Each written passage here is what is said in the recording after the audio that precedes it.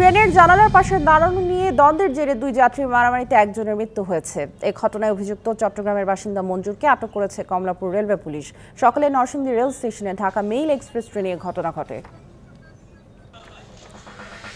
জয়পুরহাটে পাওনা টাকার জেরে চাচিকে কুপিয়ে হত্যার দায়ে ভাতিজার মৃত্যুদণ্ড দিয়েছে আদালত। দুপুরে জেলা ও দায়রা জজ আদালতের বিচারক সিনিয়র দায়রা জজ নূর ইসলাম এ রায় দেন। 2020 সালের 31 ডিসেম্বর মাসুমা বেগমকে হাঁসুয়া দিয়ে কুপিয়ে হত্যা করে ভাতিজা টিটু।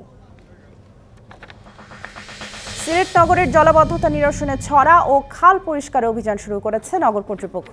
সকালে নগরের তালতলার বৈঠাখালে এক্সক্যাভেটর মেশিনের সাহায্যে আবর্জনা পরিষ্কার করে পরিচ্ছন্নতা বিভাগ। নগরের ছড়া খাল পরিষ্কারের কার্যক্রম জোরদার করা হয়েছে। সিলেটে অবৈধভাবে আসা ভারতীয় চিনি বোঝাই 14টি ট্রাক জব্দ করেছে পুলিশ। ভোরে সদর উপজেলার কোম্পানিগঞ্জ জালালাবাদ রোডের উমায়ের গাঁও এলাকায় চিনি বোঝাই গাড়িগুলো জব্দ করা হয়। জব্দ করা চিনির আনুমানিক বাজার মূল্য 2 কোটি টাকা।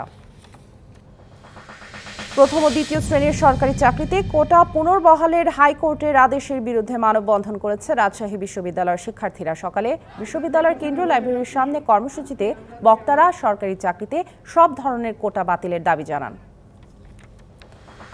নগদে 500 টাকা বা তার বেশি পেমেন্টে পেতে পারেন ঢাকায় জমিসহ 20 কোটি টাকার পুরস্কার।